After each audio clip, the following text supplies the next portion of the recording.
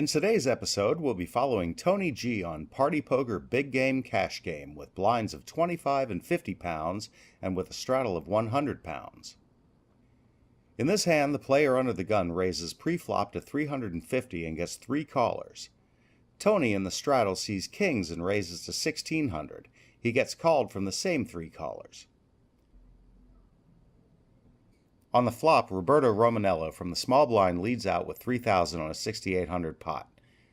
Now, in most big stakes cash games, when a player wasn't the pre-flop raiser and leads out against 3 players behind, it's not with air. Romanello could have a flush or a straight draw, and by betting he wants to win the pot right here, and if he does get a caller, he can continue firing while representing a big hand.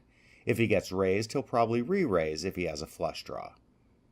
Romanello could also have a 2-pair hand, but since there are 3 kings out, it doesn't seem like he has a king.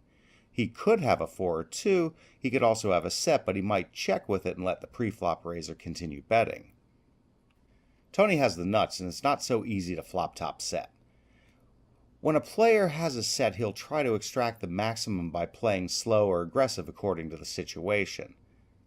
In this hand, there are 2 players behind Tony, and if he raises, the other opponents might fold.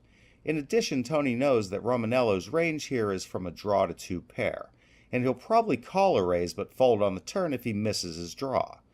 Obviously, if Tony knew that Romanello had 2 pair, he would raise right now. On the other hand, if Tony just calls, one or both opponents can call as well, or even raise. Also, Romanello will most likely keep firing on the turn. So to extract the maximum, even if it's risky because Tony gives up a card for cheap, he decides just to call. On the turn, when an ace of diamonds shows up, Romanello bets 10,000, which is a good bet by him if he actually has a hand. Because after the call from Tony and the other opponent, it looks like one of them probably has a king, and he'll most likely call another bet, thinking Romanello is maybe making a move on the ace. However, for Tony, the ace is not a good card. Tony thought Romanello's bet was on a draw, so now if he has 5-3, which he can easily hold from the small blind, he hit his hand. On the other hand, if Romanello is still semi-bluffing on a flush draw and Tony raises, he'll fold. So in this situation, in Tony's mind, he can only get called by a better hand. In addition, Tony knows that if he's beat now, he still has 8 outs.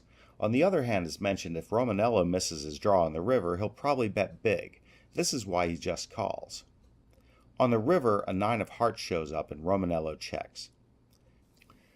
Tony now knows that he has the best hand, and unless he decides to give up, Romanello probably wasn't on a draw, because he didn't bet.